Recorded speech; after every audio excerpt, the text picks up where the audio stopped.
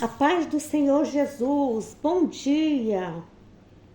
Vamos estar então dando continuidade aí ao estudo, à leitura, para que nós possamos pensar, refletir, para praticar a palavra de Deus em nossas vidas. Atos capítulo 22, nós vamos ver aí a abordagem, né? Acerca da defesa, como Paulo se defendeu. Nós vamos ver também coisas importantes como o batismo. E também ali, quando Paulo foi perante o Sinédrio. Aleluia! Atos fica no Novo Testamento, capítulo 22, versículo 1. Varões, irmãos e pais, ouvi agora minha defesa perante vós. E quando ouviram falar-lhes em língua hebraica, maior silêncio guardaram. E disse: quanto a mim, sou varão judeu, nascido em Tarso da Cilícia, mas criado nesta cidade, aos pés de Gamaliel, instruído conforme a verdade da lei do nosso país, zeloso para com Deus, como todos vós hoje sois. Então você observa os princípios de Paulo. Ele era uma pessoa que tinha princípios, que foi estudado e que Deus o usou poderosamente. E ele diz aqui para mim e para você que ele teve um professor, um mestre que lhe ensinou as coisas. Gamaliel. Quem era Gamaliel? Gamaliel foi um fariseu, membro do Sinédrio. Ele era doutor da lei. Ele foi um dos escolhidos para levantar o censo ali no deserto. Glória a Deus. Então, observe que Paulo era uma pessoa prendada. Versículo 3. Quanto a mim, sou varão judeu, nascido em Tarso da Cilícia, mas criado nesta cidade aos pés de Gamaliel, instruído conforme a verdade da lei de nossos pais, zeloso para com Deus, como todos vós hoje sois. Ele está aqui se apresentando, chegou perante as pessoas e perante o Sinédrio e se fez a sua apresentação. Persegui esse caminho até a morte, prendendo e matando em prisões tanto homens como mulheres. Como também o sumo sacerdote me é testemunha, e todo o conselho dos anciões. E recebendo destes cartas para os irmãos, fui a Damasco para trazer manietados para Jerusalém aquele que ali estiverem, a fim de que fossem castigados. Então, manietados significa presos ou amarrados.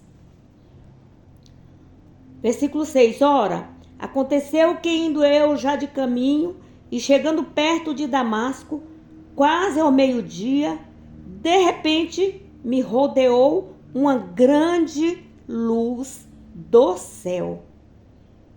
E caí por terra e ouvi uma voz que me dizia: Saulo, Saulo, por que me persegues?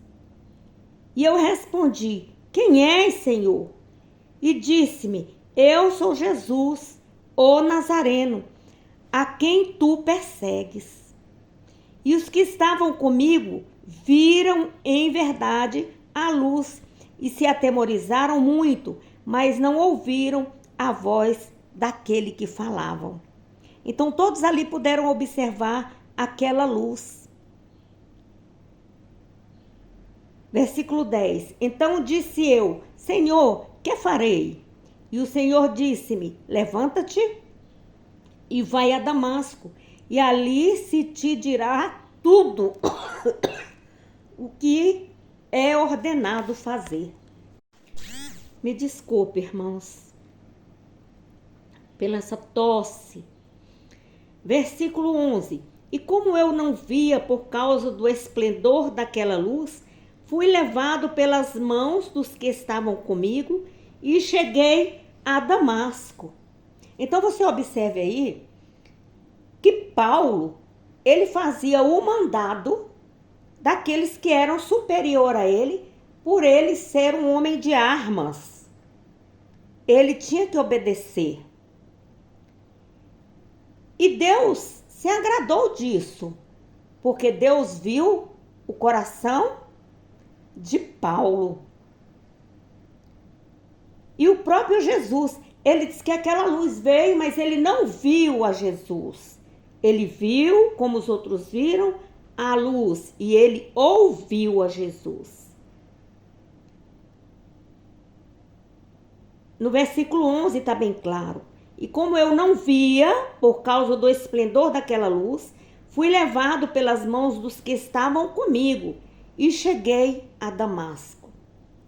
E como eu não via, por causa do esplendor daquela luz, fui levado pela mão dos que estavam comigo e cheguei a Damasco. Desculpa aí a repetição. Mas ele foi levado pelas mãos de quem? Dos outros. Então Paulo perdeu a visão.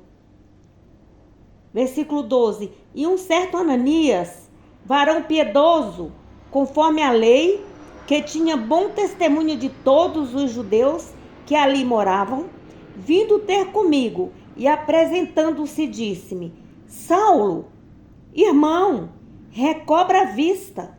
E naquela mesma hora o vi. Aleluia. E ele disse: o Deus dos nossos pais de antemão te designou para que conheças a sua vontade e vejas aquele justo e ouças a voz da sua boca, porque há de ser sua testemunha para com todos os homens do que tem visto e ouvido. Então, Ananias já havia sido revelado antes que isso iria acontecer e que era para ele acolher a Paulo. E agora, por que te detens? Levanta-te e batiza-te e lava os teus pecados, invocando o nome do Senhor. Então você observa aqui, levanta-te e batiza-te. Ele foi uma ordem. Uma ordem direta de Deus e uma ordem de Ananias, como líder, orientando o seu povo. E ali ele estava orientando a Paulo. O batismo em água acompanhava a proclamação do evangelho desde o início da missão da igreja. Era um ritual da iniciação cristã, usado no Novo Testamento para indicar que a pessoa se dedicava plenamente a Jesus Cristo. Então, quando aceitamos Jesus como Senhor e Salvador, precisamos descer as águas, ou seja, receber o batismo de João Batista. É o batismo do arrependimento. Houve arrependimento no seu coração. E quando você desce as águas, ali o velho homem foi sepultado. E você agora passa a ser filho de Deus e sendo uma nova pessoa. E como eu sei que você é uma nova pessoa? Pelo testemunho da sua vida. Porque gera mudança. A mudança é de dentro para fora. Então, ao entrar na água batismal, em nome da Trindade, como diz em Mateus, capítulo 28, versículo 19. Em nome do Pai, do Filho e do Espírito Santo. Os crentes demonstram ao público e publicamente, eles afirmam a sua fé, a confissão de fé, diante de toda a comunidade cristã. Então, o batismo nas águas significa que a pessoa passou a pertencer a Cristo e compartilha da sua vida, do seu espírito, da sua filiação com Deus. É uma resposta positiva do crente a Deus. E o batismo, quando você batiza em nome do Pai, do Filho, do Espírito Santo e é acompanhado do verdadeiro arrependimento, esse batismo é apenas uma vez. Aleluia!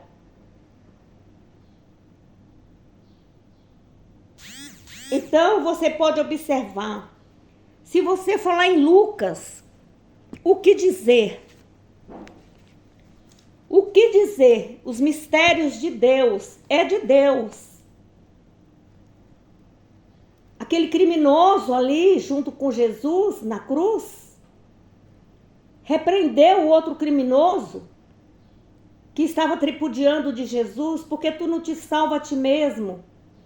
Aí ele falou, rapaz, você não teme a Deus, nem estando sob a mesma sentença.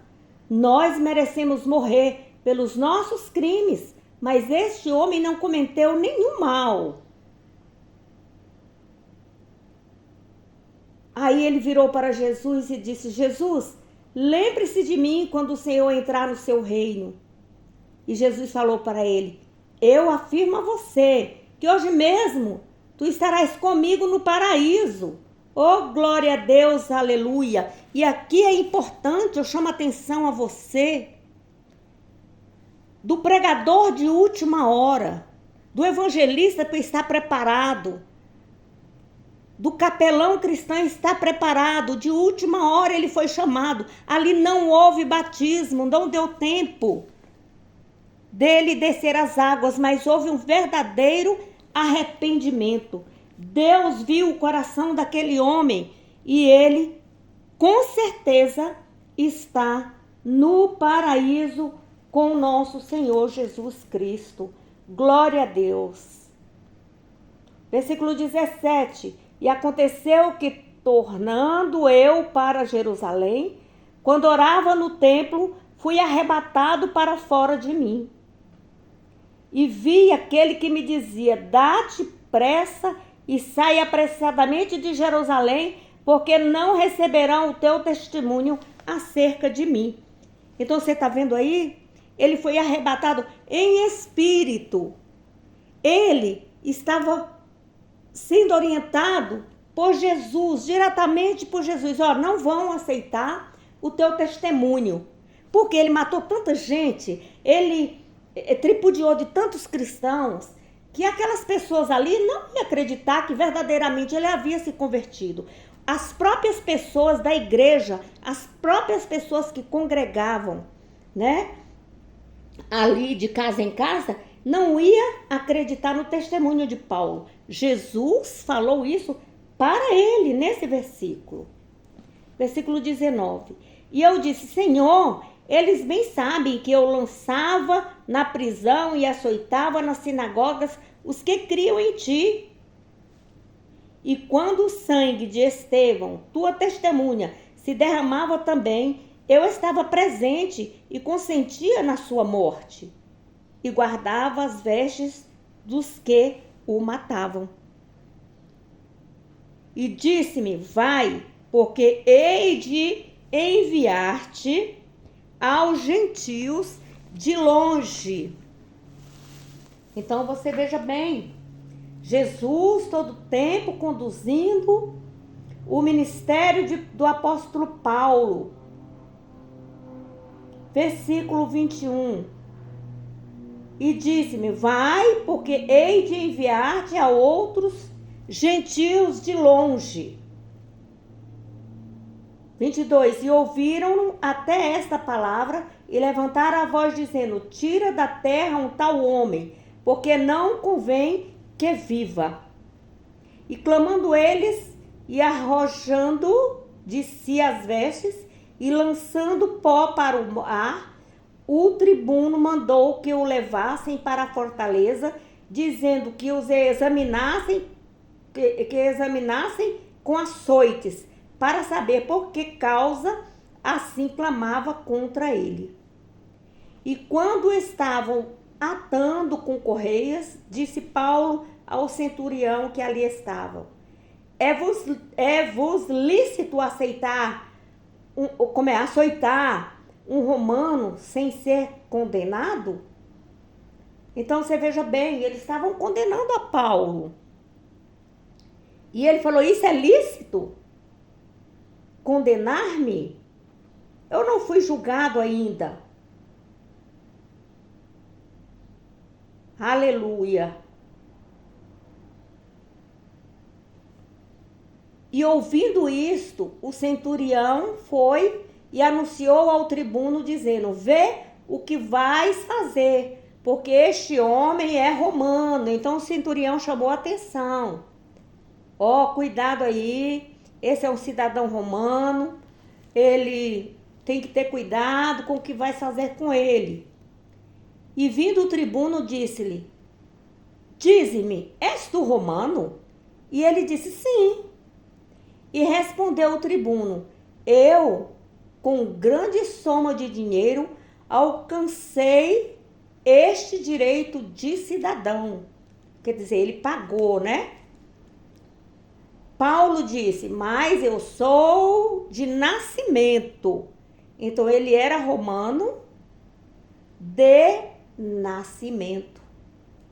E logo dele se apartaram os que o haviam de examinar. E até o tribuno teve temor quando soube que era romano, visto que o tinha ligado, ou visto que tinha preso ele, né? Que tinha preso Paulo. Então, até ele temeu também. No dia seguinte, querendo saber ao certo a causa por que era acusado pelos judeus, soltou-o das prisões e mandou vir os principais dos sacerdotes e todo o seu conselho. E trazendo Paulo, o apresentou diante deles. Então estavam todos ali no sinédrio, como se fosse perante o juiz, vários juízes, aquela comissão de juízes, nos tempos atuais, juízes, advogados, né? Então ali, e ele foi apresentado, soltaram ele da prisão, e os sacerdotes, os principais dos sacerdotes, e todo o seu conselho, quer dizer, todos os seus assistentes, trouxe Paulo e apresentou diante dos juízes, diante daquele sinédrio. Glória a Deus. Leia a Bíblia. Estude a Bíblia. Leia a Bíblia para alguém que não sabe ler. Um versículo que seja. Contemple a Bíblia e aplique em sua vida.